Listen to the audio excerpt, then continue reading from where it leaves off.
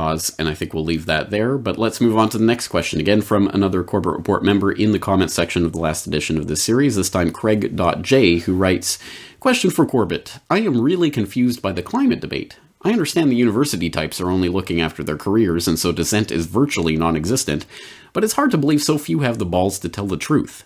Is it because it's so hard to find evidence to refute, or what is it? Also, it troubles me that big losers in climate change is the fossil fuel industry, which have gone out of their way to obfuscate and derail climate research. Why would they spend billions on counter-propaganda if it were all a hoax? All right, thank you for the question, Craig.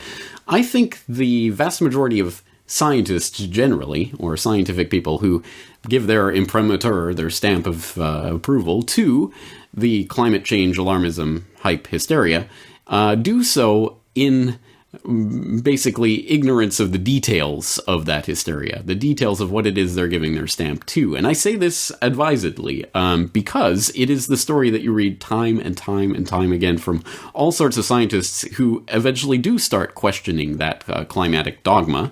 And when they start to arise from their slumbers and realize that they've been tricked, they're usually pretty mad about it. And there are many examples, one of which I'll point to you, Judith Curry, who was presenting at the Data or Dogma at the U.S. Senate late last year, where she gave her own testimony about how she came from being a blind believer in all things IPCC to someone who actually was looking into the science itself and finding, hey, wait, this isn't what they're saying. I thank the chairman and the ranking members for the opportunity to offer testimony today. Prior to 2009, I felt that supporting the IPCC consensus on climate change was a responsible thing to do.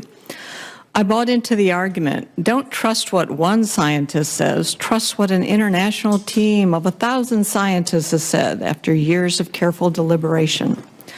That all changed for me in November 2009 following the leaked ClimateGate emails that illustrated the sausage making and even bullying that went into building the consensus. I started speaking out, saying that scientists needed to do better at making the data and supporting information publicly available, being more transparent about how they reach conclusions, doing a better job of assessing uncertainties, and actively engaging with scientists having minority perspectives. The response of my colleagues to this is summed up by the title of a 2010 article in the Scientific American. Climate Heretic Judith Curry turns on her colleagues. I came to the growing realization that I had fallen into the trap of groupthink. I had accepted the consensus based on second-order evidence, the assertion that a consensus existed. That's right, you will be called a heretic by this religious cult if you so much as dare to actually try to listen to some of the criticisms that have been leveled at this unquestionable religious dogma.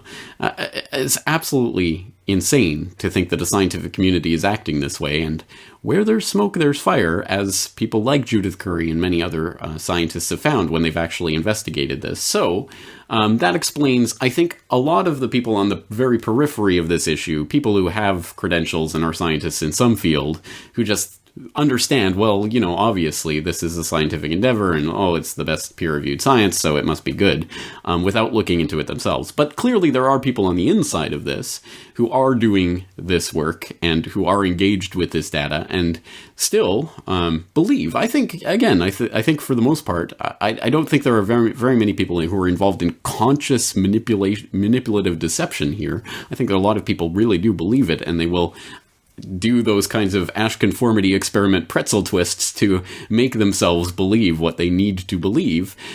In part, as you already, I think, said in the question, because of their already pre-existing commitment to this. This is what their career, their reputation, their life's work is based on. Therefore, it must be true. And there have been some startling examples of exactly that mentality that have been in plain black and white explained to us in so many words. And in fact, I'm writing an article right now about a scientist. One of his pieces of information was that the world's warmed by 1 degree Fahrenheit or 0.6 degrees Celsius in the last 130 years. Well, he's refusing to disclose how he came up with that number. And I mean, I personally think that's almost criminal. If you are, what are you hiding? If it's just numbers, what's the problem? And he actually wrote an email to Warwick Hughes, the Australian researcher, said, how did you get this number? And he said, why should I share that with you? It took 25 years of my work, and all you want to do is find fault with it. That's a scary comment coming from a scientist. He's still blocking it, by the way. He's using the UK Met Office to claim that there's confidentiality. Yes, no, you can't make that up. That is an actual, real, direct quote from an email that was sent to Warwick Hughes on February 21st, 2005. Quote, "We have 25 or so years invested in the work. Why should I make the data available to you when your aim is to try and find something wrong with it?" End quote. Yes, a scientist said that. Not just any scientist. Want to guess who that was who wrote that email? Phil Jones of the Climactic Research Unit of the East Anglia University. Why does that ring? Oh, that's right, because a few years later, ClimateGate. And we got to see the inside details of their deliberations, including the fact that, yes, they literally broke the law in trying to hide this data from the public, and the only reason they weren't prosecuted is because of statute of limitations. Amazing, incredible stuff that's being done on the scientific side of things by people who not only should know better, but do know better, and are doing it because they have 25 years invested in this work. Why should I make it available to you? So that's the scientific side of this. But the other side that you raise is the big one, because everyone will, or 99.9% of people, if you go out on the street and take a poll, will say, absolutely, yeah, of course. I mean, there's climate science, and then there's this climate quackery of people who question that, who are all funded by big oil. I have yet to receive a paycheck, but anyway. And that's how it lines up. As you say in that question, Craig, billions are invested in this counter-propaganda. Actually, I might need a citation on that one. When you really start peeling back the layers of this, it's not very difficult, and you find it is the exact opposite of what we've been taught. I'll throw in some links here. Here's a link to a long list of warmist art organizations scientists haul in huge money from big oil and heavy industry that mentions such things as the Climate Research Unit, taking money and grants from BP in their Arctic marginal seas exploration operations. The Sierra Club with taking money from Aubrey McClendon, CEO of Chesapeake Energy. The Delhi Sustainable Research Development getting money from Rockefeller Foundation and Oil and Natural Gas Corporation of India. The Berkeley Earth Surface Temperature Team getting money from the Kochs and the Ann and Gordon Getty Foundation. The 350.org getting money from the Rockefeller Brothers Funds, the the Union of Concerned Scientists getting money from Chevron and BP Amoco and others, Climate Institute getting money from American Gas Foundation, the Rockefeller Brothers Fund, Shell Foundation. The list goes on and on and on and on. Another one that came out recently was a very interesting story about Inside Climate News that was trying to spread this Exxon New hashtag, talking about a scandal that quickly imploded on itself. They have deep ties to the Rockefeller Brothers Fund, including a publisher who was a consultant for the Rockefeller Brothers Fund, but insisted they had no editorial ties to Rockefeller. Rockefellers had nothing to do with Rockefeller's promised access to publisher of Inside Climate News emails show. The World Wildlife Foundation, deep, intimate historical ties to Shell Oil. Of course, WWF founded by Prince Bernhard of the Royal Dutch Shell family. That's the Royal Dutch family. Etc. On and on and on and on. Let's give it a specific example from an article, There's Big Money in Global Warming Alarmism.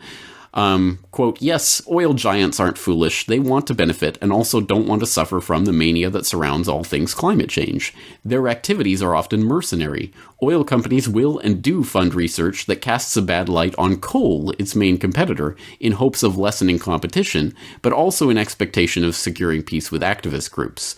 For instance, ExxonMobil recently pledged to give Stanford University up to $100 million in grant money over 10 years to support climate and energy research. Et cetera, et cetera. Shell Oil, since 1999, handed out $8.5 million in environmental grants. Like ExxonMobil, many grants flowed to the National Fish and Wildlife Foundation, but $1.2 million went to the Nature Conservancy. The remainder was spread to several different environmentally minded groups.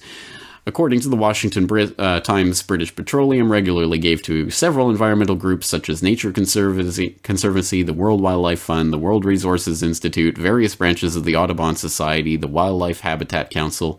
It's important to understand that these groups accepted the money BP gave them. The Washington Post confirms the Nature Conservancy pocketed over $10 million in cash and land contributed from BP and affiliated corporations. Joanne Nova has documented the massive amount of money pouring from government into the pockets of individuals and groups associated with the environment. The U.S. government alone has provided over $79 billion since 1989 on policies related to climate change, including science and technology research, foreign aid, and tax breaks. Yes, 79 billion with a B. And again, that's really only scraping the top of the barrel of this barrel of scum of various groups that are pushing this. And the vast amounts of money that are sloshing through the global system right now into this, including money from the corporate oil giants. So lots of links there to explore. Now, here's the real question, and I think the question flips back. Why is it that everyone believes this line about big oil is funding all climate denial when big oil is demonstrably and on the record providing hundreds and hundreds of millions of dollars to the climate alarmist scandal itself, and not a peep in the media about that, not a peep from DeSmog blog denouncing the Pew Research Council because, oh my god, they take money from natural gas companies and things like this. Why is that, do you think? Maybe there's a real question in there. Anyway, so this is much